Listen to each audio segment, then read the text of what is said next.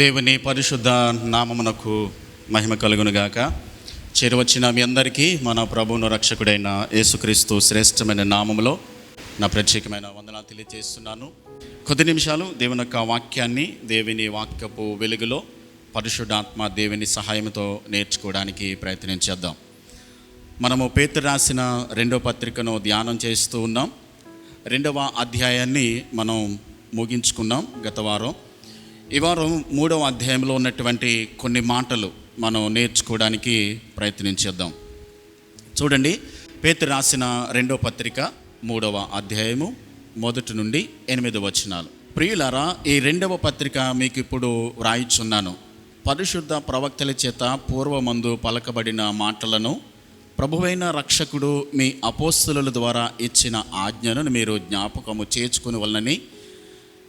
చేసుకొనవలన విషయమును మీకు జ్ఞాపకము చేసి నిర్మలమైన మీ మనసులను రేపుచున్నాను.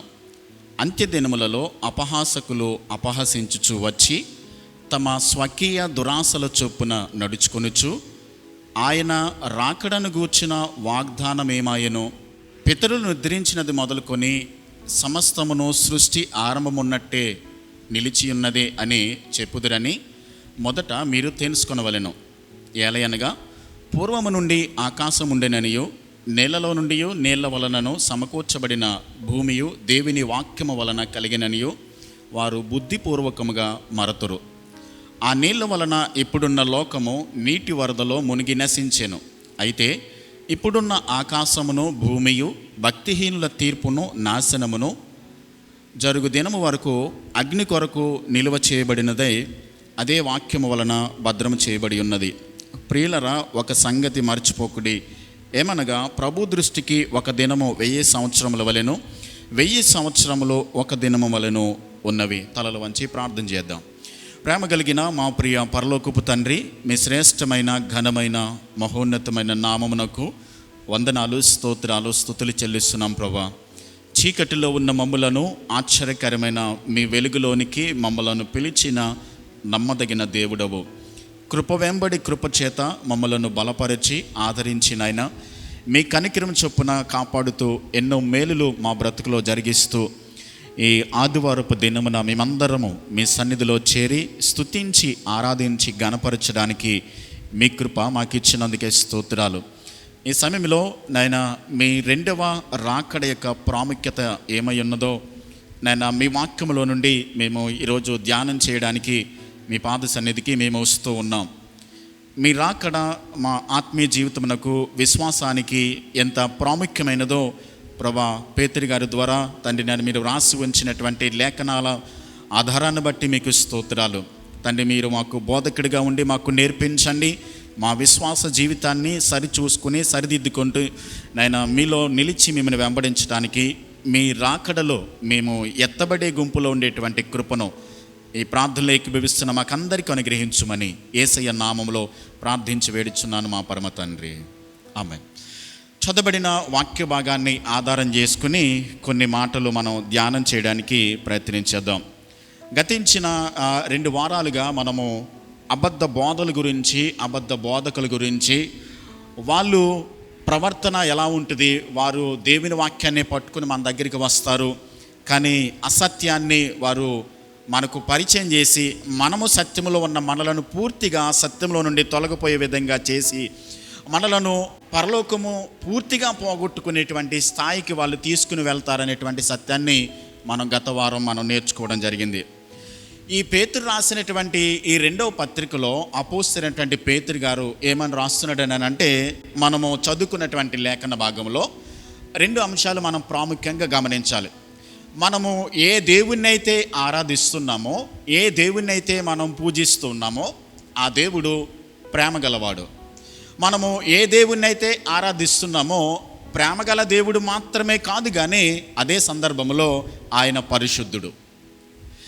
ఈ 2 లక్షణాలు కూడా ఒకేసారి ఆయన స్వభావంలో కలిగి ఉన్నటువంటి దేవాతి దేవుడు. కేవలం ఆయన ప్రేమ గలవాడు, కృపగలవాడు అని మనం మాట్లాడుకుంటూ వెళ్తున్నట్లయితే ఆయనలో ఉన్నటువంటి పరిశుద్ధత ఆయన విడిచిపెట్టిన వాడు అవుతాడు.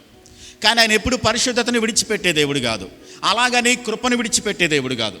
కృపను బట్టి మనలను ప్రేమిస్తాడు, రక్షిస్తాడు. అదే సందర్భంలో మనం పాపము చేసి దేవునికి వ్యతిరేకంగా బ్రతుకుతున్నప్పుడు ఆయన పరిశుద్ధతను బట్టి తగినటువంటి శిక్షను మన మీదకి తప్పకుండా ఆయన ఏం చేస్తాడు? తీసుకుని వస్తాడు, డిసిప్లిన్ చేస్తాడు మనం.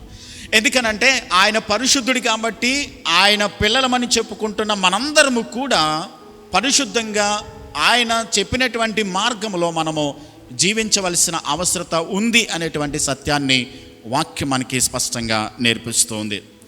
చదువుకున్నటువంటి లేఖన భాగంలో ఆయన 4 విషయాలు నేర్పిస్తూ ఉన్నాడు. మొట్టమొదటిది, మొదటి 2 వచనాల్లో దేవుని వాక్యము, దేవుని యొక్క వాగ్దానాలు లేక దేవుని యొక్క ప్రవచనాలు ఎంత ఖచ్చితమైనవి, ఎంతగా అవి వాస్తవమైనవి, సత్యమైనవి అన్న దానిని రాస్తూ ఉన్నాడు. 3-4 వచనాల్లో ఆయన రాకడను గూర్చి అపహాస్యం చేస్తూ మనుషులు నిర్లక్ష్యంగా జీవిస్తారు అన్న దానిని గురించి ఆయన వ్రాస్తూ ఉన్నాడు 3-4 వచనాల్లో. అయితే 5-7 వచనాల్లో ఆయన ఏమని మాట్లాడుతున్నాడనంటే ఆయన రాకడ ఎంత శక్తివంతమైనదో, అప్పుడు ఆయన రాకడలో ఏం జరగబోతుందో, దేవుడు రెండవ రాకడలో ఏం చేయబోతున్నాడో అన్న సత్యాన్ని ఆయన 5-7 వచనాల్లో ఆయన రాస్తూ వచ్చాడు. 8-10 వచనాల్లో కూడా ఆయన ఎందుకు ఇంకా ఆలస్యం చేస్తున్నాడు, ఆయన రాకడ ఎందుకు ఇంకా ఆలస్యం అవుతుంది, ఆయన వస్తానని ఎప్పుడో చెప్పాడు కదా, కానీ ఇంకా ఎందుకు రాలేదు, ఆయన ఎందుకు ఆలస్యం చేస్తున్నాడు అన్న విషయాలను 8-10 వచనాలు ఆయన రాశాడు. మొట్టమొదటిది, ఆయన వాక్యము ఎంత ఖచ్చితమైనది, ఎంత వాస్తవమైనది అన్న దానిని రాశాడు మొదటి 2 వచనాల్లో. రెండవది 3-4 వచనాల్లో ఆయన రాకడను అపహాస్యం చేస్తూ అబద్ధ బోధకులు లేకుంటే అబద్ధ ప్రచారాన్ని చేసేటువంటి సాతాను యొక్క బోధకులు వారు ఏ విధంగా దేవుని రాకడను నిర్లక్ష్యం చేస్తారు అన్నది రాసుకొచ్చాడు. అలాగే 5-7 వచనాల్లో ఆయన రాకడ ఎంత శక్తివంతమైంది, ఆయన ఎంత ప్రభావం కలిగిన దేవుడు, ఆయన ఎంత కోపము కలిగినటువంటి దేవాతి దేవుడు అనేటువంటి సత్యాన్ని రాస్తూ వచ్చాడు. ఆయన రాకడ ఇంకా ఎందుకు ఆలస్యం అవుతుందో అన్న దానిని 8-10 వచనాల్లో ఆయన రాశాడు. మొదటి 2 వచనాల్లో మనం చదువుతున్నాం చూడండి. ప్రియులారా, ఈ 2వ పత్రిక మీకు ఇప్పుడు వ్రాజుచున్నాను, పరిశుద్ధ ప్రవక్తల చేత పూర్వమందు పలకబడిన మాటలను ప్రభువైన రక్షకుడు మీ అపోస్తులుల ద్వారా ఇచ్చిన ఆజ్ఞను మీకు జ్ఞాపకము చేయవలెనను విషయమును మీకు జ్ఞాపకము చేసి నిర్మలమైన మీ మనసులను ఏం చేస్తూ ఉన్నాను? రేపుచున్నాను. పాత నిబంధన గ్రంథంలో ప్రవక్తలను దేవుడు ఏర్పాటు చేసుకుని అటు దేవునికి ఇటు మనుషులకు మధ్యవర్తులుగా ప్రవక్తలు పనిచేస్తూ వచ్చారు. పాత నిబంధన గ్రంథంలో ప్రవక్తలు ఏవైతే ప్రవచనాలు ప్రకటించారో, ఏవైతే వాళ్ళు ప్రవచించినటువంటి ప్రవచనాలన్నీ కూడా ఆల్మోస్ట్ అంటే మొదటి రాకడను గూర్చినటువంటి ప్రవచనాలన్నీ కూడా నెరవేర్చిపోయినాయి. యేసు ప్రభు మొదటి రాకడ గురించినటువంటి ప్రవచనాలు, ఆయన ఎక్కడ పుట్టాలి, ఎవరికి పుట్టాలి, ఎలా పుట్టాలి, ఎలా జీవిస్తాడు, ఆయన ఎలా చనిపోతాడు, ఎలా మరణిస్తాడు, ఎలా సిలువ వేస్తారు, ఎలా తిరిగి లేస్తాడు, ఈ వాస్తవాలన్నీ కూడా పాత నిబంధన గ్రంథంలో ఉన్న ప్రవక్తలందరూ ఏం చేశారు? ప్రవచించారు. ఆ ప్రవచన వచనాలన్నీ కూడా ఏమైనాయి? నెరవేరిపోయినాయి. అయితే కొన్ని ఇంకా జరగవలసినవి ఉన్నాయి. అంటే రెండవ రాకడను గూర్చినటువంటి ప్రవచనాలు కూడా అవి ఇంకా నెరవేరవలసి ఉన్నది. అదే సందర్భంలో కొత్త నిబంధన ప్రారంభించబడిన తర్వాత ఆయన పరలోకానికి వెళ్ళిపోయిన తర్వాత పరిశుద్ధాత్మదేవుడు వచ్చి పెంతెకోస్తు దినాన వారిని ఆత్మచేత అభిషేకించిన తర్వాత సంఘం ప్రారంభించబడిన తర్వాత అప్పటి నుండి అపోస్తులు బయటకు వచ్చారు. పాత నిబంధనలో ప్రవక్తలు ఉన్నారు, క్రొత్త నిబంధనలో ఎవరు ఉన్నారు? అపోస్తులు ఉన్నారు. అపోస్తులేమో ఆజ్ఞలు ఇచ్చారు, పాత నిబంధనలో ప్రవక్తలు ఏమేం చేశారంటే ప్రవచనాలు ఇచ్చారు. ఈ 2 మాటలు కూడా ఆయన మాట్లాడుతున్నాడు. ఏమన్నానంటే పాత నిబంధనలో మాట్లాడినటువంటి ప్రవచనాలు చాలా వరకు నెరవేరాయి, ఇంకా నెరవేరవలసి ఉన్నవి.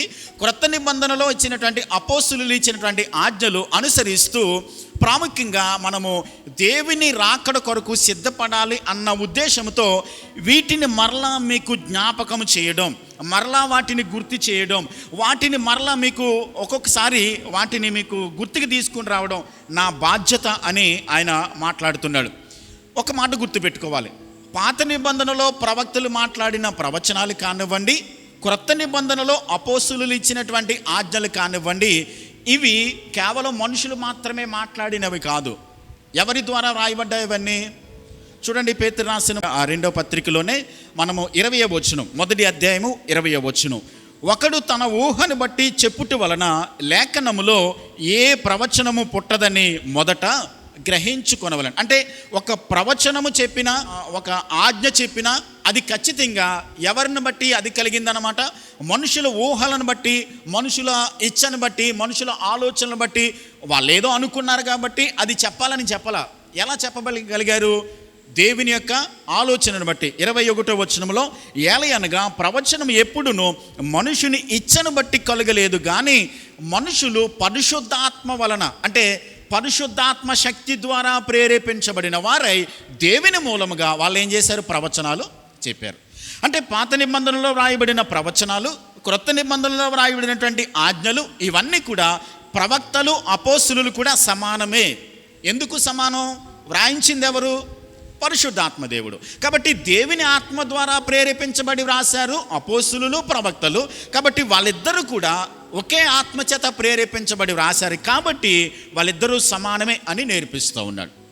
అయితే ఎందుకు ఈయన మరలా జ్ఞాపకం చేస్తున్నాడు అనంటే, మొదటి అధ్యాయము 11-12 వచనం, కాబట్టి మీరు ఈ సంగతులను తెలుసుకుని మీరు అంగీకరించిన సత్యమందు స్థిరపరచబడి ఉన్నను, వీటిని గురించి ఎల్లప్పుడూ మీకు జ్ఞాపకం చేయుటకు సిద్ధముగా ఉన్నాను.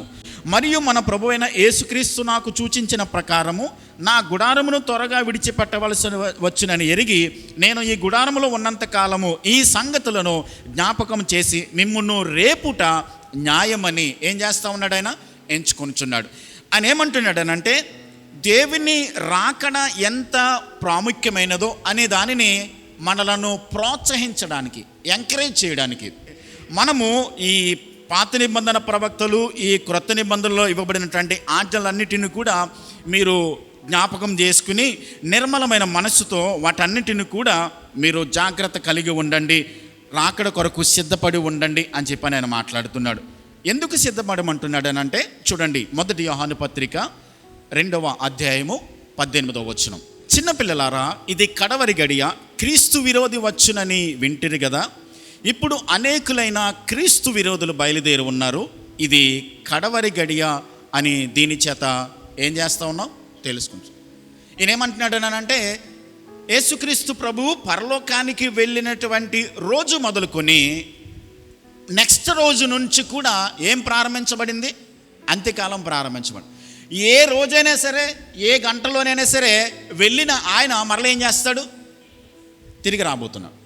కాబట్టి ఆయన ఎప్పుడైనా రాబోతున్నాడు, ఎప్పుడైనా ఆయన మధ్యాకాశానికి అడుగు పెట్టబోతున్నాడు. కాబట్టి మీరు మెలకువ కలిగి, సిద్ధపాటు కలిగి ఆయన రాకడ కొరకు సిద్ధపడండి అని జ్ఞాపకం చేస్తూ ఉన్నాడు.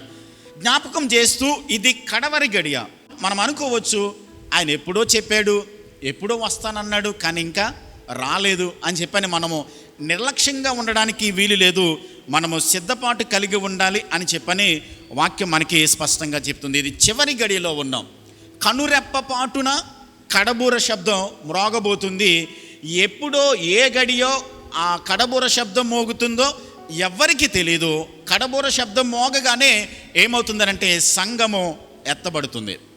క్రైస్తవ సమాజంలో 3 రకాలైన అభిప్రాయాలు ఉన్నాయి. అవేంటనంటే, చాలామంది క్రైస్తవులు చెప్పేది ఏంటనంటే, యేసుక్రీస్తు మధ్యాకాశానికి వచ్చినప్పుడు ఈ 7 ఏండ్ల శ్రమల కాలంలో సంఘం ఉండకుండగా ఎత్తబడుతుంది అని కొంతమంది మాట్లాడతారు. మరికొంతమంది ఏమంటారనంటే, లేదు 3.5 సంవత్సరాలు శ్రమల కాలంలో సంఘం ఉన్న తర్వాత మధ్యలో మిడ్ పీరియడ్లో అది సంఘం పైకి ఎత్తబడుతుంది అని మాట్లాడుతున్నారు. మరికొంతమంది ఏమంటారనంటే, మహాశ్రమల కాలంలో సంఘము భూమి మీద ఉంటుంది, ఈ శ్రమలన్నిటిని కూడా సంఘం ఎదుర్కొన్న తర్వాత అప్పుడు చిట్ట చివరిలో సంఘము మధ్యాకాశానికి ఎత్తబడుతుంది అనేటువంటి సత్యాన్ని చాలామంది మాట్లాడుతుంటారు. ఏది ఏమైనప్పటికీ కూడా మధ్యలో ఎత్తబడిన, ఆఖరిలో ఎత్తబడిన, ముందుగానే ఎత్తబడినప్పటికీ కూడా ఆయన రావడం అన్నది వాస్తవం. ఆయన మధ్యాకాశానికి రావడం అన్నది అది సత్యము. కాబట్టి ఎప్పుడు వస్తాడన్నది, ఎప్పుడు మనం ఎత్తబడతామన్నది ప్రాముఖ్యం కాదు. కానీ అసలు మనం సిద్ధంగా ఉన్నామా లేదా, ఆయన రాకడలను మనం ఎదుర్కొంటామా, ఆయన రాకడలో ఎత్తబడతామా లేదా అన్నది చాలా ప్రాముఖ్యం. కాబట్టి ఒకవేళ ఎత్తబడుకోకుండా విడిచిపెట్టబడితే అది చాలా భయంకరమైన పరిస్థితి. మనం నరకానికి వెళ్ళిపోవడం తప్ప ఇంక వేరే మార్గం ఏమీ లేనేలేదు. ఖచ్చితంగా ఆయన రాకడ రాబోతుంది, ఆయన మధ్యాకాశానికి రాబోతున్నాడు. అయితే మనము దేవుని రాకడ కొరకు సిద్ధపాటు కలిగి ఉండాలి అనే సత్యాన్ని ఆయన నేర్పిస్తూ ఉన్నాడు. నేర్పిస్తూ 3-4 వచనాల్లో ఒకసారి చదువుదాం. 3వ వచనం, అంచె దినములలో అపహాసకులు అపహసించుచు వచ్చి తమ స్వకీయ దురాశల చొప్పున నడుచుకొనుచు. ఈయనేమంటున్నాడనంటే అంచె దినములలో అపాయకరమైన దినములు, అంచె దినాల్లో మనం ఉన్నాం. ఇప్పుడు ఎవరు వస్తారు? అబద్ధ బోధకులు, అపహాసకులు. వీళ్ళు వచ్చి అపహసించుచు, దేనిని అపహసించుచు? దేవుని రాకడను అపహసిస్తూ మాట్లాడుతూ ఉంటారు. ఎందుకు అపహసిస్తారని అంటే, ఎందుకు ఇలా మాట్లాడతారని అంటే, తమ స్వకీయ దురాశల చొప్పున నడుచుకొనుచు దేవుని యొక్క రాజ్యాన్ని, దేవుని యొక్క రాకడను, యేసయ్యనే వాళ్ళు ఏం చేస్తారనంటే అపహసిస్తూ మాట్లాడుతూ ఉంటారు. ఎందుకు ఇలా మాట్లాడుతున్నారు? అసలు ఎవరు వీళ్ళ చేత మాట్లాడిపిస్తున్నారు అని మనం ఆలోచన చేసినట్లయితే, ఒకటి, మనము కొరింథీయులకు రాసిన మొదటి పత్రిక 11వ అధ్యాయంలో మనం ఏమి నేర్చుకున్నామని అంటే, సాతాను తానే వెలుగుదూత వేషం వేసుకుని అబద్ధ బోధకుల వలె వాడు వచ్చి ఏర్పరచబడిన వారిని సహితం ఏం చేస్తాడు? మోసం చేయడానికి గొప్ప సూచక్రియలు, అద్భుతాలు ఎన్నో జరిగిస్తూ ఉంటాడు. ఈ అబద్ధ బోధకులు వచ్చి సాతాను చేత ప్రేరేపించబడ్డారు కదండి. సాతానుడు వాళ్ళని ప్రేరేపిస్తాడు. ఎందుకు సాతానుడు ప్రేరేపిస్తాడు తెలుసా? యేసుక్రీస్తు మధ్యాకాశానికి వచ్చేసాడు అనుకోండి, సాతాను యొక్క టైము అయిపోయింది. సాతాను టైము అయిపోయింది. ఇంకా మధ్యాకాశానికి అని వచ్చిన తర్వాత, భూమి మీదకి వచ్చిన తర్వాత, యేసు ప్రభు 2వ రాకడలో సాతాను ఇక నరకంలో తోసివేయబడబోతున్నాడు. అది టైం అయిపోతుంది, క్లోజ్ అయిపోతుంది. అందుకని సాతాను ఏం చేస్తాడనంటే, కొన్ని మాటలు చదువుదాం చూడండి, సాతాను గురించినటువంటి కొన్ని వాస్తవాలు. ప్రకటన గ్రంథం 20వ అధ్యాయం 7-10 వచనం వరకు. 1000 సంవత్సరములు గడిచిన తరువాత సాతాను తానున్న చెరలో నుండి విడిపింపబడును. భూమి నలుదిశల యందుండు జనములను లెక్కకు సముద్ర ఇసుకము వలె ఉన్న గోగు మాగోగు అని వారిని మోసపరిచి వారిని యుద్ధమునకు పోగు చేయటకే వాడు బయలుదేరును. వారు భూమి యందంతట వ్యాపించి పరిశుద్ధుల శిబిరమును ప్రియమైన పట్టణమును ముట్టడి వేయగా పరలోకములో నుండి అగ్ని దిగి వచ్చి వారిని దహించెను. 10వ వచనం ప్రాముఖ్యంగా గమనించండి. వారిని మోసపరిచిన అపవాది అగ్ని గంధకములు గల గుండములో పడవేయబడిను. ఎప్పుడిది? యేసుక్రీస్తు రాకడలో జరగబోతుంది. అచ్చట ఆ క్రూరముఖమును అబద్ధ ప్రవక్తలను ఉన్నారు. వారు యుగయుగములో రాత్రింబగల్లో బాధింపబడుదురు. అంటే ఒక మాట గుర్తుపెట్టుకోనండి, యేసుక్రీస్తు 2వ రాకడ జరిగిందంటే ఇంకా సాతాను టైం అయిపోయింది. సాతాను అగ్నిలో, నరకంలో వేయబడతాడు. కేవలం సాతాను మాత్రమే కాదు, సాతాను వలె అబద్ధ బోధకులను, వాని యొక్క దూతలు కూడా, వాని యొక్క ప్రవక్తలు కూడా ఎక్కడ వేయబడతారు? నరకంలోకి త్రోసివేయబడతాడు. అందుకని ఇప్పుడు సాతాను ఏం చేశాడు అని అంటే, అబద్ధ బోధకులను తీసుకుని వచ్చి అబద్ధాన్ని వాళ్ళకి నేర్పించి దేవుని రాకడను అపహాస్యం చేస్తూ మాట్లాడతారు. యేసు ప్రభు వస్తాడని చెప్పి కొన్ని వేల సంవత్సరాల క్రితం చెప్పారు. మా తాతకి చెప్పాడు, మా ముత్తాతకి చెప్పాడు, మా ముత్తాత నుంచి కూడా మాట్లాడుతున్నారు యేసయ్య వచ్చేస్తాడని. కానీ సమాజము, పరిస్థితి, లోకము ఇలాగే ఉంది, ఏమీ మారలా. ఆయన వస్తాడంటాడు కానీ ఇంకా రాడు అని చెప్తూ ఉంటారు అబద్ధ బోధకులు. ఒకవేళ ఆయన వచ్చినా కానీ ఇప్పుడప్పుడే రాడు, టైం ఉంది, కంగారు పడకండి అని వాడు అబద్ధ బోధకులను ప్రేరేపించి సాతాను దేవుని రాకడ ఆలస్యమయ్యే విధంగా సాతాను ప్రయత్నం చేస్తూ ఉన్నాడు.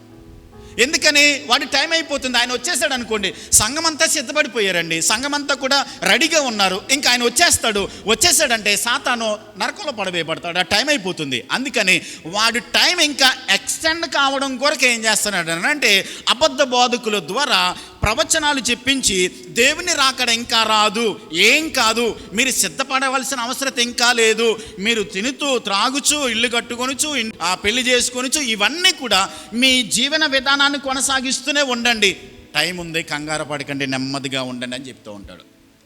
అలా చేయడం ద్వారా ఇంకా సిద్ధపడకపోతే, సంఘం ఇంకా రెడీ కాకపోతే ఆయన ఏం చేస్తాడు? ఆలస్యం చేస్తాడు. అప్పుడు సాతాను యొక్క టైం ఏమవుతుంది? ఎక్స్టెన్షన్ అవుతూ ఉంటుంది, పెరుగుతూ ఉంటుంది. అందుకని సాతాను ఏం చేస్తున్నాడు అని అంటే, వాడు అబద్ధ బోధకులను తీసుకుని వచ్చి అబద్ధ బోధకులకు అసత్యాన్ని నేర్పించి మనము సిద్ధపడుకోకుండా ఉండడానికి వాడు ప్రయత్నం చేస్తూ ఉన్నాడు. చూడండి, దెస్సలోనికీయులకు రాసినటువంటి 2వ పత్రిక, 2 Thessalonians chapter 2 8వ వచనం. అప్పుడు ఆ ధర్మ విరోధి బయలుపరచబడెను, ప్రభువైన యేసు తన నోటి ఊపిరి చేత వానిని సంహరించి తన ఆగమన ప్రకాశము చేత ఏం చేయబోతున్నాడు? ఆయన నాశనం చేయబోతున్నాడు, అంటే నరకానికి తోసివేయబోతున్నాడు. అందుకని వాడు చాలా ప్రయత్నాలు చేస్తూ ఉన్నాడు. అంత మాత్రమే కాదు, ఇంకొక మాట ఏంటంటే అబద్ధ బోధకులు ఏం చేస్తారంటే సాతాను చేత ప్రేరేపించబడి సంఘం ఇంకా సిద్ధపడుకోకుండా వాళ్ళు ప్రయత్నాలు చేయడం మాత్రమే కాదు, వాళ్ళు కూడా ఎందుకు సిద్ధపడరు అని అంటే వాళ్ళకి రాకడ కొరకు సిద్ధపడడం అంటే ఏం చేయాలి? పాపాన్ని విడిచిపెట్టాలి, పరిశుద్ధంగా బ్రతకాలి, నీతిగా బ్రతకాలి. ఎవరైతే నీతిగా, యథార్థంగా, న్యాయంగా ఆయన చిత్తాన్ని నెరవేరుస్తారో వాళ్ళ మాత్రమే రెండవ రాకడలో ఎత్తబడతారు. అందుకని అబద్ధ బోధకులు పాపాన్ని విడిచిపెట్టడానికి కానీ, వారి దురాశలు విడిచిపెట్టడానికి కానీ, వారి జీవిత విధానాన్ని మార్చుకోవడానికి వారికి నచ్చదు. అందుకని ఏం చేస్తారనంటే పర్వాలేదులే అని చెప్పని దేవుని యొక్క రాకడను గురించి అపహాస్యం చేస్తూ మాట్లాడుతుంటారు. ఒక మాట గుర్తుపెట్టుకోవాలి, దేవునిని కానీ దేవుని యొక్క రాకడను కానీ మనము అపహాస్యం చేస్తే ఎవ్వరూ తప్పించుకోలేరు. ప్రపంచంలో చాలామంది చరిత్రలో ఉన్నారు, దేవునిని అపహసించి దేవునిని అంగీకరించుకోకుండా దేవుడు నాకు అవసరం లేదు అని చెప్పి త్రోసిపుచ్చినటువంటి చాలామంది కూడా చాలా భయంకరమైన పరిస్థితిని చూడగలిగారు. అమెరికా దేశంలో మెర్లిన్ మొన్రాయ్, ఆమె చాలా అందగత్తె. ఆమె తన అందము ద్వారా చాలా ధనాన్ని సంపాదించుకుని, చాలా సినిమాలు నటించి చాలా డబ్బు సంపాదించుకుని, తన యవన జీవితాన్ని, తన అందాన్ని అమ్ముకుని చాలా డబ్బులు సంపాదిస్తూ ఉండేది. అయితే ప్రపంచ సువార్థికుడైనటువంటి డాక్టర్ బిల్లీ గ్రాహం గారు పరిశుద్ధాత్మ ద్వారా ప్రేరేపించబడి ఒక రోజున ఆమె ఒక సినిమా షూటింగ్లో రికార్డింగ్ చేసుకుంటూ ఉంది. అక్కడికి వెళ్ళి ఆయన చెప్పాడు, అమ్మ నీతో ఒక్క 2 నిమిషాలు నేను మాట్లాడడానికి నాకు టైం ఇస్తావా? దేవుడు తన ఆత్మ ద్వారా నాతో మాట్లాడి నీకు సువార్త చెప్పమని పంపించాడు, యేసుప్రభు గురించి వింటావా అని చెప్పానంటే, అసలు నాకు యేసుప్రభు గురించి చెప్పొద్దు, నాకు యేసుప్రభు అవసరం లేదు అని చెప్పని ఆమె చెప్పింది. కరెక్ట్గా సరిగ్గా వారం రోజుల తర్వాత తన మంచం మీదే స్లీపింగ్ టాబ్లెట్స్ వేసుకుని చచ్చిపోయింది.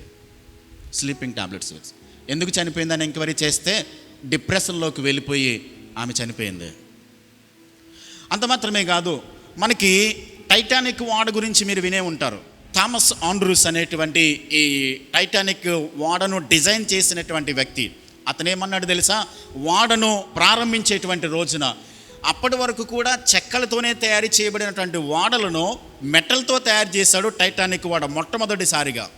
చాలా బరువైనటువంటి ఓడ, చాలా ఖరీదైనటువంటి ఓడ, చాలా ఎత్తైనటువంటి ఓడ, కొన్ని వేల మంది ప్రయాణం చేయగలిగినటువంటి ఓడను తయారు చేసి అతడు ఇంటర్వ్యూలో ఒక మాట చెప్పాడు. అది ప్రారంభించే రోజున కనీసం దేవుడు కూడా ఈ ఓడను ముంచలేడని చెప్పాడు. జస్ట్ 3 days, 3 రోజుల తర్వాత అది ప్రారంభించబడింది. అట్లాంటిక్ మహాసముద్రంలో ఒక ఐస్బర్గ్ను ఢీకొని, ఒక మంచు కొండను ఢీకొని ఇంచుమించుగా 2200 మంది ఆ ఓడలో చనిపోయారు. దేవునికి వ్యతిరేకంగా అపహాసంగా మాట్లాడేవారి పరిస్థితి ఎలా ఉంటుందని అంటే భయంకరంగా ఉంటుంది. దేవునిని గనక మనం అపహసిస్తే, దేవుడిచ్చినటువంటి అవకాశాన్ని మనం జార విడుచుకుంటే, దేవుడిచ్చినటువంటి ఆ రక్షణ భాగ్యాన్ని మనం త్రోసిపుచ్చుకుంటే, వాక్యం సెలవిస్తుంది ఆయన రాకడ బహు సమీపంగా ఉంది, ఆయన ఎప్పుడు మధ్యాకాశానికి అడుగు పెడతాడో ఎవ్వరికి తెలీదు.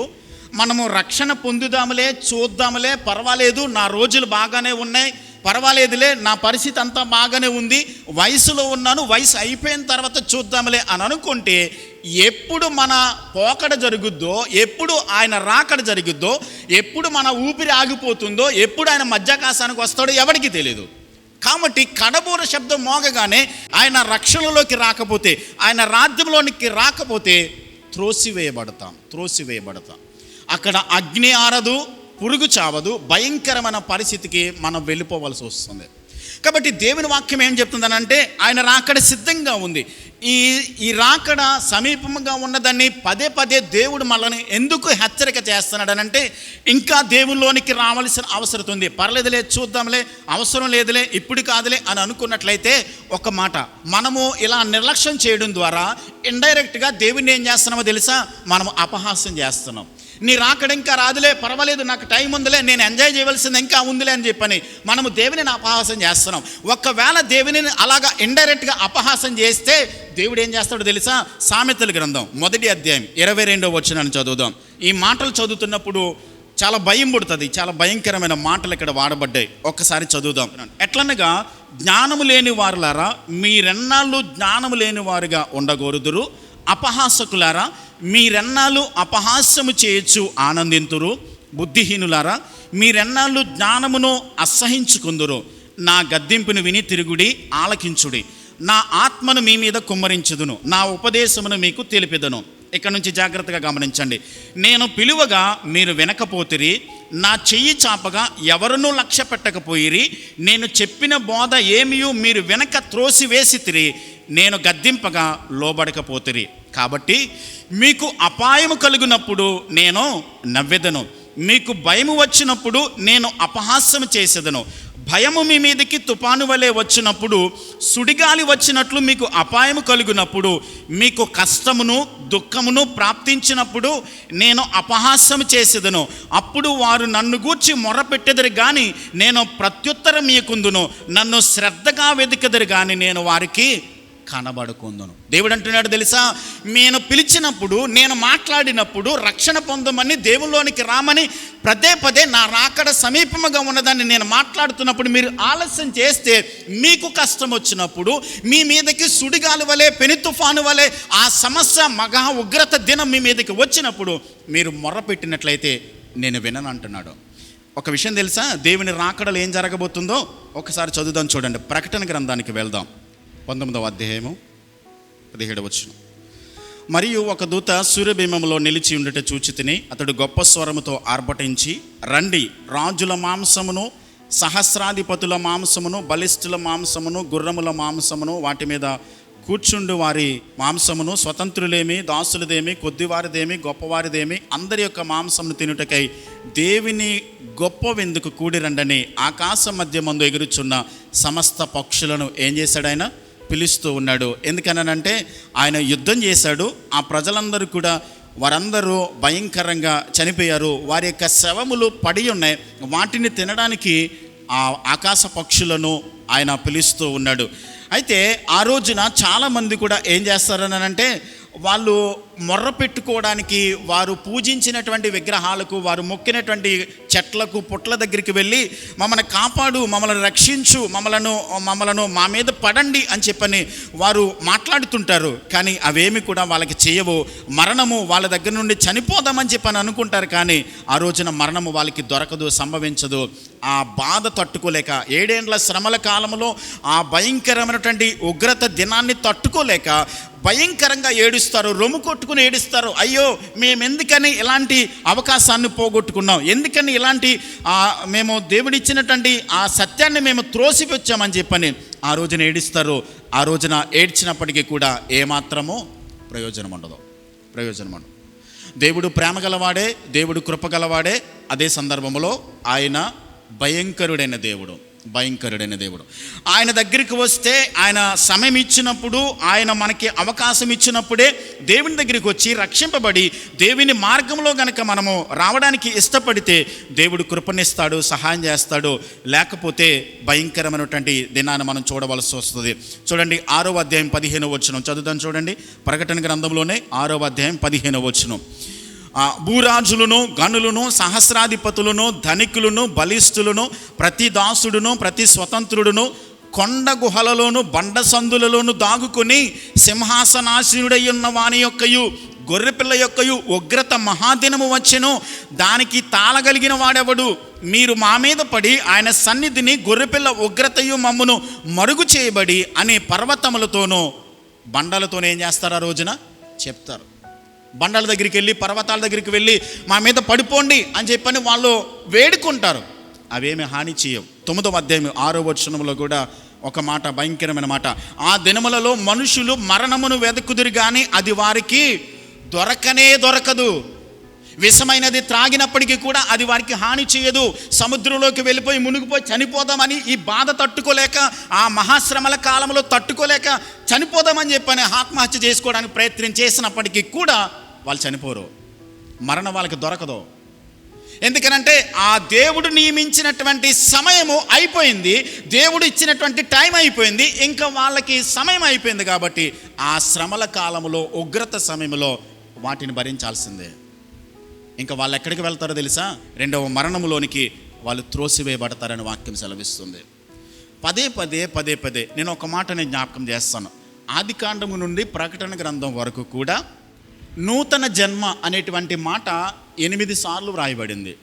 జాగ్రత్తగా గమనించాను. బాప్తిస్మం అనేటువంటి మాట క్రొత్త నిబంధనలో 20 సార్లు మాత్రమే వ్రాయబడింది. రెండవ రాకడ గురించి 260 అధ్యాయాలు ఉన్నటువంటి క్రొత్త నిబంధనలో 315 సార్లు రాయబడింది. 260 అధ్యాయాలు ఉంటాయి క్రొత్త నిబంధనలో, కానీ 315 సార్లు రెండవ రాకడ గురించి, యేసుక్రీస్తు రెండవ రాకడ గురించి వ్రాయబడ్డది. పాత నిబంధన గ్రంథములో 1845 సార్లు రెండవ రాకడ గురించినటువంటి ప్రవచనాలు ఉన్నాయి. ఒక భక్తుడు ఏమంటాడంటే, వీటన్నిటిని అనలైజ్ చేసి ఏమంటాడనంటే, ప్రతి 8 వచనాలకి ఒక్కసారి రెండవ రాకడ గురించి వ్రాయబడింది అంటాడు. అంటే మీరు గమనించండి, యేసుక్రీస్తు మొదట రాకడ కన్నా రెండవ రాకడ ఎంత భయంకరమైనదో, ఎంత తొందరగా మనం రెండవ రాకడ కొరకు సిద్ధపడాలన్న దాని గురించి బైబిల్ మనకి పదే హెచ్చరిక చేస్తూ ఉంది. పర్వాలేదులే అని చెప్పి మనం అనుకున్నట్లయితే గుర్తుపెట్టుకోనండి, ఇవే మాటలు ఆ రోజున వినబడతాయి. అయ్యో నేను త్రోసిపుచ్చాను, నాకు ఇచ్చినటువంటి అవకాశాన్ని నేను కాదనుకున్నానే అని చెప్పనే. ఇలాగే వాక్యం ప్రకటించబడుతున్నప్పుడు ఒకనొక దిన, నా వయసు అప్పుడు 13 సంవత్సరాలు అనుకుంటాను, 7th క్లాస్ ఎప్పుడో చదువుతున్నాను. అప్పుడు ఈ మాటలు విన్నప్పుడు నా హృదయాన్ని సంపూర్ణంగా దేవునికి సమర్పించాను. ఆ రోజు నేను బాప్తిసం తీసుకున్నాను 13 సంవత్సరాల వయసులో. 18 సంవత్సరాల వయసులోనే దేవుడు స్టేజ్ మీద వాక్యం చెప్పే స్థాయికి దేవుడు తీసుకొచ్చాడు. దేవుడు విదేశాలకు తీసుకుని వెళ్ళి 3,000 మందికి వాక్యం చెప్పేటువంటి స్థాయికి దేవుడు తీసుకుని వెళ్ళాడు. దేవునికి మనలను మనం అప్పగించుకుంటే, ఆయన చేతిలో మనము ఇమిడిపోవడానికి ఇష్టపడితే, విధేయత చూపిస్తే ఆయన మనను వాడుకుంటాడు, ఆయన మనను బలపరుస్తాడు, ఎక్కడికైనా తీసుకుని వెళ్తాడు.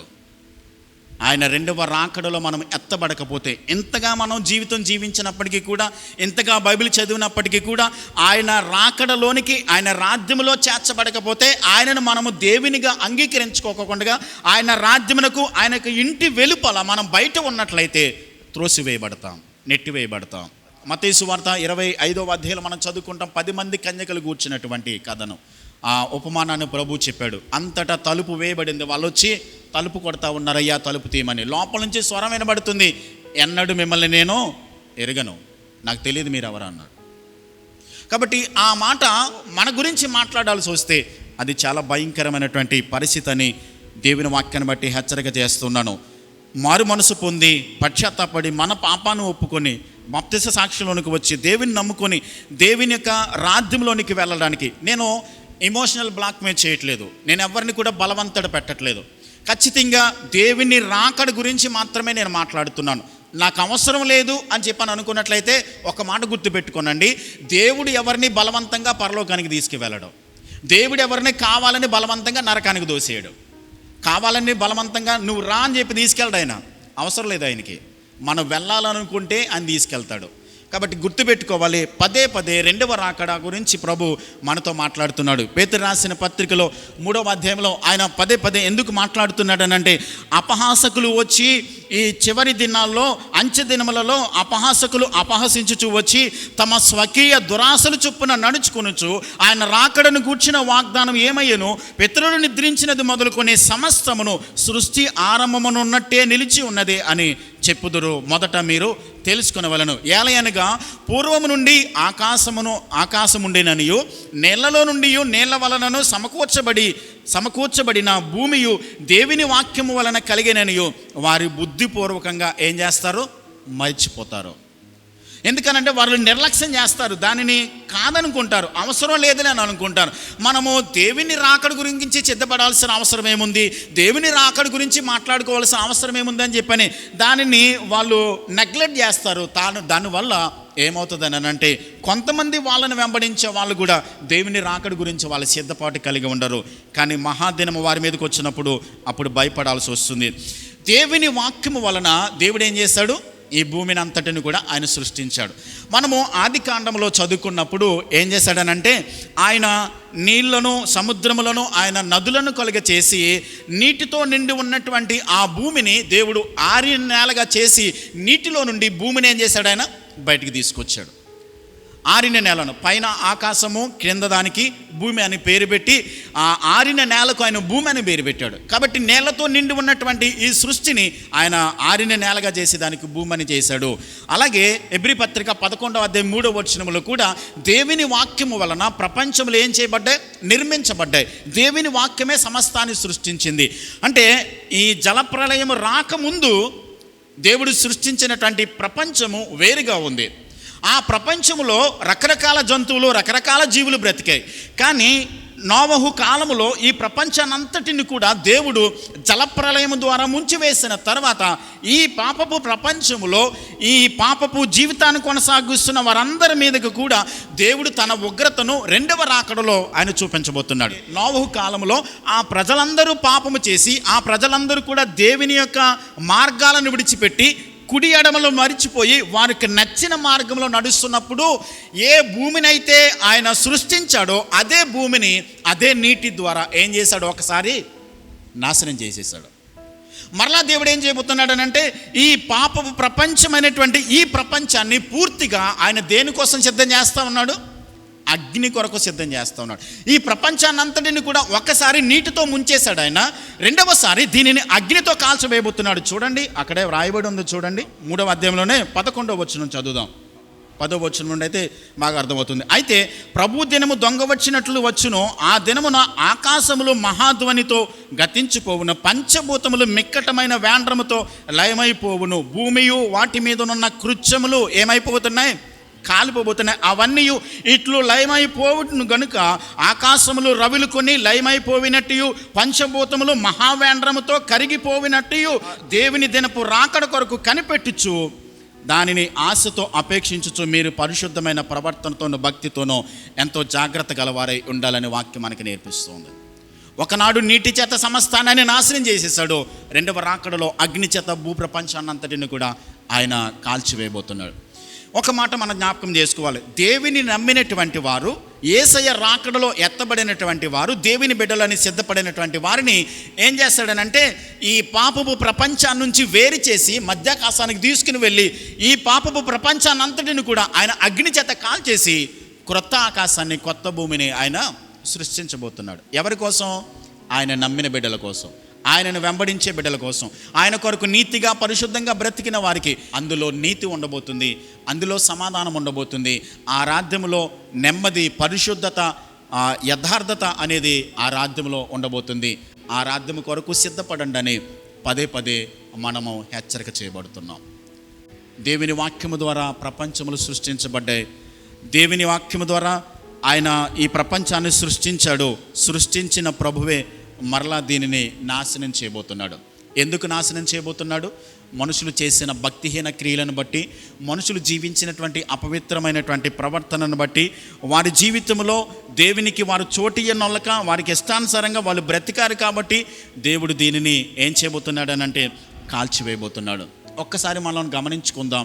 ఇక్కడ కూర్చున్నటువంటి వారు ఎవరైనప్పటికీ కూడా ఇంకా ప్రభువును అంగీకరించకపోతే, ఇంకా సొంత రక్షకునిగా ప్రభువును అంగీకరించకపోతే, వాక్యం సెలవిస్తుంది, హెచ్చరిక చేస్తూ ఉంది, పర్వాలేదులే రేపే చూద్దాం, ఎల్లుండి చూద్దాం, నా లైఫ్లో తర్వాత ఎప్పుడో ఆలోచిద్దామని అంటే నేను ఒక మాట చెప్తాను, ఒకవేళ మీకు ఇది ఆఖరి రోజు కావచ్చేమో, నాకు తెలియదు. ఆ రాజ్యము కొరకు సిద్ధపడండి అని పదే మనము హెచ్చరిక చేయబడుతున్నాం.